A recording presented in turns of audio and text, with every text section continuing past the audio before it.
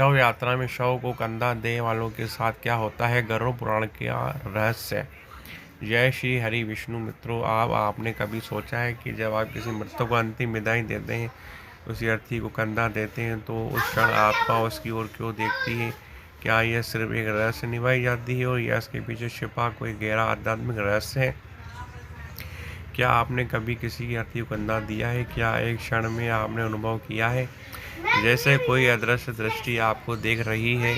मित्रों, हम आपको बता दें कि जब किसी की अर्थी उड़ती है तो केवल एक शरीर नहीं उड़ता, बल्कि उड़ता है एक पूरा जीवन, उसकी यादें, उसके कर्म, उसकी आत्मा का संघर्ष। जिसे देह को हम कंधा दें वह मृतक हो चुकी होती है, पर उसकी आत्मा अब भी हमारे चारों ओर मंडरा रही होती है, देख रही होती है कि उसकी अंतिम यात्रा में कौन शामिल है और कौन नहीं।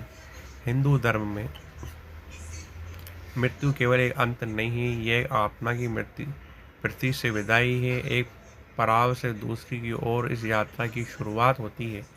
अर्थी से पर क्या आप जानते हैं कि आखिर क्यों अर्थी उठाई जाती है? गरुड़ पुराण के अनुसार मित्रों, मनुष्य देह छोड़ता है तब उसकी आत्मा कुछ समय तक भौतिक संसार से जुड़ी रहती है। वह अपने जीवन के दृश्यों को देखती है, अपने परिजनों के भाव को समझती है। जिस उसकी देह को कंधा दिया जाता है तो आत्मा अनुभव करती है कि उसे विदा किया जा रहा है। श्रद्धा के साथ यह अर्थी केवल लकड़ी पर बंधा शरीर नहीं है, बल्कि उस पर आत्मा की अंतिम स्मृति, उसकी आध्यात्मिक विदाई का प्रतीक है। आपको बता दें कि अर्थी का कंधा केवल एक परंपरा नहीं, एक ऊर्जा संक्रमण है। जो व्यक्ति कंधा देता है वह अपने भीतर से आत्मा के प्रति करुणा, सम्मान और सहयोग की भावना प्रकट करता है। यह एक कर्म शारीरिक नहीं बल्कि आध्यात्मिक रूप से ऊर्जावान होता है। इसीलिए गरुड़ पुराण कहता है कि जो मनुष्य शुद्ध भाव से बिना किसी लोभ या भय से किसी मृत व्यक्ति को कंधा देता है, वह अपने जीवन में 100 यज्ञों के फल की समान पूर्ण प्राप्त अर्जित कर लेता है। मृत्यु के बाद आत्मा के अपने शरीर को छोड़ती है, लेकिन वह भ्रमित होती है। वह समझ नहीं पाती कि वह जीवित नहीं है, उसे मार्ग दिखाना होता है। वह मार्ग दिखता है तभी उस 4 कंधे उसकी देह को ले जाते हैं अग्नि की ओर। मित्रों, कंधा देने वाले 4 व्यक्ति केवल सहायक नहीं होते, बल्कि वे आत्मा की अगली यात्रा के पहले 4 दीपक होते हैं। हम आपको बता दें कि आखिर क्यों ये कार्य केवल शुभ चिंतक से ही कराना चाहिए। यदि कोई व्यक्ति अशुद्ध मन भय से कंधा देता है तो वह केवल आत्मा को मुक्ति में बाधा बनता है, बल्कि स्वयं पर भी उस ऊर्जा का प्रभाव ले आता है। इसीलिए पवित्र मन, शांत हृदय और श्रद्धा से किया गया कंधा आत्मा को मुक्त करता है और कंधा देने वाले की आदर्श रूप से बल प्रदान करता है। मित्रों, आइए हम रहस्य को और गहराई समझते हैं। भगवान श्री हरि विष्णु कहते हैं, गरुड़ पुराण की किसी भी कथा को आधा अधूरा नहीं सुनना चाहिए। तो आइए शुरुआत करते हैं। मित्रों, कभी कभी मृत्यु केवल अंत नहीं होती, बल्कि एक ऐसा रहस्य खोलती है कि जो जीवन भर छुपा रहता है। जब कोई अधर्मी व्यक्ति बिना श्रद्धा से विदा होता है तो उसकी आत्मा कहाँ जाती है और उसका भार उठता है? मित्रों, बहुत समय पहले की बात है, जब धरती पर पाटलिपुत्र का साम्राज्य अपने चरण पर था, तो व्यापार, विद्या और वैभव प्रतीक यह नगर एहन कोने में स्वर्ण युग की चमक बिखेरता था। उसी नगर में रहता था एक प्रसिद्ध और अत्यंत धनी सेठ, धनी राम। धन का पुजारी, धर्म की विमुख पर अपने नाम बिल्कुल विपरीत था। वह केवल व्यापार में रुचि रखता था। धर्म, करुणा, दान, आत्म में इन शब्दों का उसके जीवन में कोई स्थान नहीं था।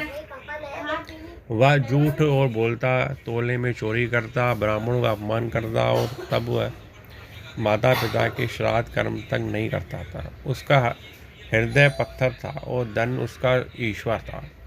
धनी राम पति का नाम रूपति। मित्रों, रूपति धर्म की प्रतीक तपस्विनी पत्नी थी, परंतु जहाँ अधर्म था वहाँ संतुलन भी था। दनीराम की पत्नी रूपवती एक परम पुण्य आत्मा, अपने अत्यंत विनय और धर्म परायण स्त्री थी। वह प्रतिदिन व्रत, पूजा, गरीबों का अन्नदान और मंदिर सेवा में लगी रहती थी। उसने कभी किसी खाली हाथ नहीं लौटा। यहाँ तक कि वह छिपकर पति के अपवित्र धन भी दान क्यों नहीं करती। विश्वास का पूर्ण ही पापों का परिहार संभव है। नगर में सभी उसे गृह लक्ष्मी जीवित देने मानते थे। एक दिन नगर में एक भयंकर महामारी फैल गई। चारों ओर मृत्यु, चिताएं, चीख और भय। इस आपदा का धनीराम में लोगों की सहायता नहीं, बल्कि अपने भंडारे को छिपा लिया और बीमारियों को अपने द्वार से दूर भगाया। पर विधि का विधान अटल था। कुछ ही दिनों वह महामारी धनीराम को भी लग गई। उसका शरीर जलने लगा, सांसें फूलने लगी। मरते मरते उसने देखा कि अंधकार में छाया उसकी ओर बढ़ रही है। वह चिल्लाया और कोई पास नहीं आया, क्योंकि मृत्यु के समय केवल कर्म ही साथ आता है और उसके पास कुछ नहीं था। उसकी मृत्यु के बाद नगर में कोई उसकी अर्थी को कंधा देने को तैयार नहीं था। लोग कहते थे वह धनीराम है, इससे किसी का अंतिम संस्कार नहीं कराया, ब्राह्मणों को दान नहीं दिया, गायों को किया गया, उसकी आत्मा कौन ले जाएगा। उसकी पत्नी रूपवती ने हाथ जोड़कर लोगों से निवेदन किया कि लेकिन 3 अधिक कंधे नहीं मिले। चौथा कंधा देने वाला कोई नहीं था और तभी हुआ जिसने सबको सत्पर कर दिया। आरती कुछ कदम चलते ही ठहर गई। चारों ओर रहस्यमय सन्नाटा छा गया और हवा जैसे कांपने लगी। रूपवती ने देखा कि पति की आत्मा आरती के पास ही भटक रही थी। उसका चेहरा विकृत था और आंखों में भय। यह केवल एक मृत्यु नहीं थी, वह एक आत्मा की अमूर्त, एक अधर्मी जीवन की सजा और चौथे कंधे की अलौकिक आवश्यकता की कंधा बनने वाली थी। और यही आरंभ होता वह भयंकर रहस्य जो गरुड़ पुराण, विष्णु धर्म सूत्र और महाभारत के श्राद्ध एवं वर्णित है। मृतक व्यक्ति की आत्मा और अर्थी के संबंध को उजागर करता है। मित्रों, रूपवती ने देखा उसके पति की आत्मा अर्थी के ऊपर मंडरा रही थी, व्याकुल, भयभीत और काले धुएं में गिरी हुई। तभी नगर के एक ब्राह्मण ने गरुड़ पुराण की एक बात बतलाई। तब किसी मृतक की अर्थी को 4 कंधे न मिले तो उसकी आत्मा अधूर अंदर में लटक जाती है, न स्वर्ग न नर्क, पूर्व जन्म में भटकती है, व्याकुल रहती है और समय के साथ प्रेत बन जाती है। गरुड़ पुराण के अनुसार 4 कंधे जीवन के चारों पुरुषार्थों का प्रतिनिधित्व करते हैं। धर्म, अर्थ, काम, मोक्ष, इनमें से कोई भी यदि अधूरा रह जाए तो आत्मा मुक्ति मार्ग नहीं पड़ पाती। पर धनीराम ने अपने धर्म तिरस्कार किया था। उसने कभी दान, श्राद्ध या सत्कर्म नहीं किया। इसी कारण उसकी आत्मा को चौथा कंधा नहीं मिल पाया।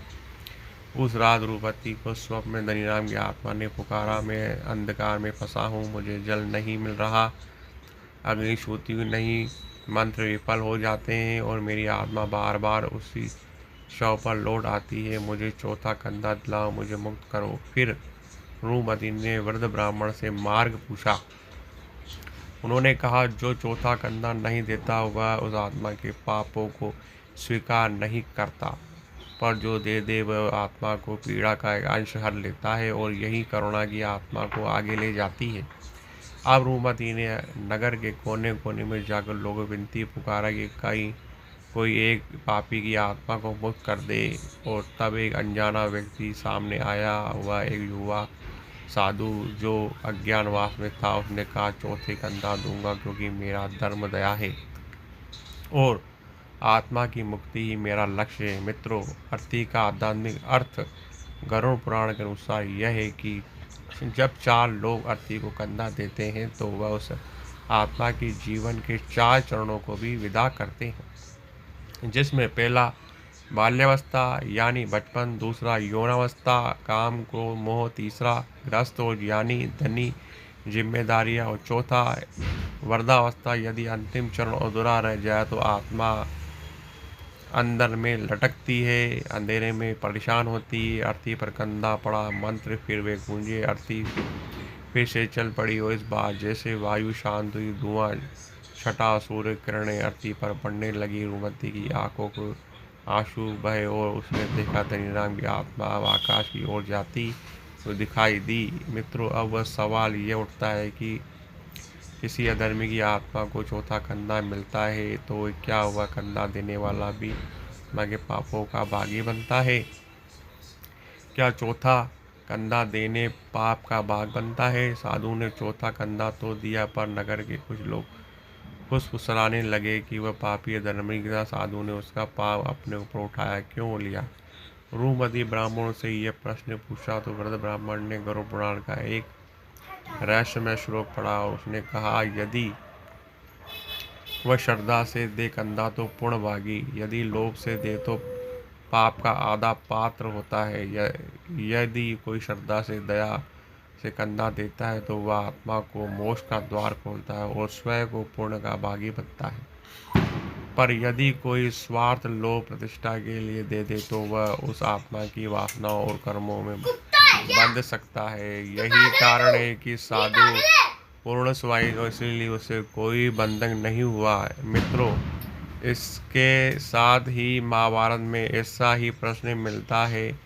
जब विभीषण पितामह गंगा किनारे शव वाहक बने तब उन्होंने कहा, मृत्यु को समझे बिना शव को उठाना है, तब केवल भार ढोता है, पर जो श्रद्धा से उठाता है वह आत्मा को देह मुक्त करता है।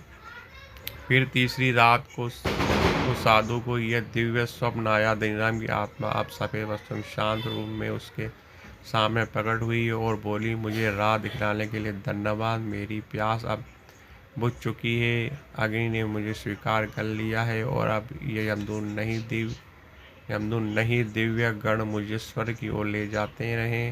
हे साधु, तू केवल मेरा मुक्ति दाता नहीं, तू मेरी पति रूपति का संकल्प भी है जो धर्म और प्रेम से जुड़ा था। गरुड़ पुराण कहता है कि यदि मृतक अधर्मी हो तो उसका कंधा केवल वही दे जो उसके धर्म के लिए क्षमा कर सके, अन्यथा कंधा देना अधर्म से कठोर जोर बन जाता है। यही कारण है कि कई बार कुछ लोग चार कंधे नहीं मिलते और आत्मा को मुक्ति तब तक नहीं मिलती जब तक कोई निस्वार्थ व्यक्ति आगे न आए। मित्रों, ऋषि वेद गति हिमालय की तराई में रहने वाले एक महान योगी थे। वे उपनिवेश और गरुड़ पुराण के ममस्थ थे और कार्य का मृतक के रहस्यों को समझना और समझाना। मित्रों, जब रूपति ने उसने वह प्रश्न किया जो आज भी हर मनुष्य मन में गुजरता है, क्या किसी पापी की अर्थी को कंधा देना स्वयं पाप का भागी बनता है? ऋषि ने आंखें मूंदी और बोल दिए, तूने सही मार्ग चुना, पर सुन, यह राह सरल नहीं, सत्य गहरा है। उन्होंने फिर गरुड़ पुराण का एक रहस्य बताई। शव यात्रा में जो कंधा दे वह मृतक की आत्मा के समीप हो जाता है। यदि उसकी भावना शुद्ध हो तो आत्मा को शांति गति मिलती है। यदि वह लोभ, भय या समाज के दबाव में करे तो वह आत्मा को अधूरे कर्मों का सहभागी बना जाता है। चौथा कंधा केवल एक परंपरा नहीं, एक आध्यात्मिक दायित्व है। फिर ऋषि ने बताया, कंधा मृतक के द्वारा किए गए पुण्य दर्शाते हैं।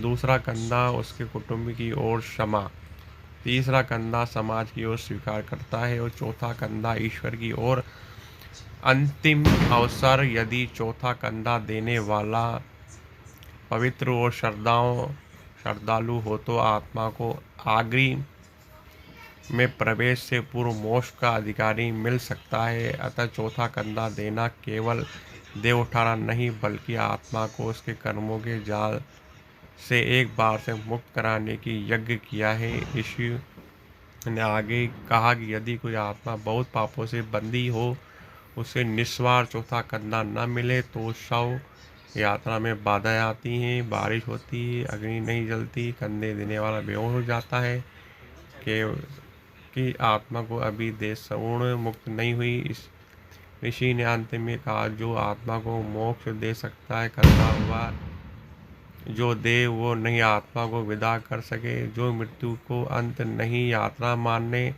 और इस कार्य को बोझ नहीं सहे, जीवन की तपस्या माने, कंधा देना केवल एक प्रारंभिक रहस्य नहीं, यह एक आत्मा को अंतिम यात्रा से आपकी भागीदारी है।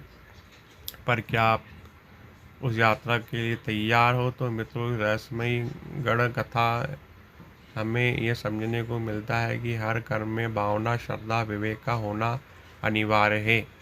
किसी की अति को कंधा देना केवल सामाजिक पारिवारिक जिम्मेदारी नहीं है, यह एक आध्यात्मिक अनुबंध है जो उस आत्मा को आगे के बीच एक अदृश्य संबंध जोड़ता है। धनी राम ने जैसे पापी की आत्मा को कंधा देने से परिणाम वह अपने सावधान करते हैं, बिना सोचे समझे केवल परंपरा निभाने के लिए किया गया कर्म कभी कभी जीवन और आत्माओं पर प्रभाव डाल सकता है। आपको हमारी वीडियो पसंद आई हो तो हमारे चैनल को लाइक और सब्सक्राइब ज़रूर करें। कमेंट करें, कमेंट बॉक्स में हर हर महादेव अवश्य लिखें। मित्रों, जय श्री कृष्णा, राधे राधे।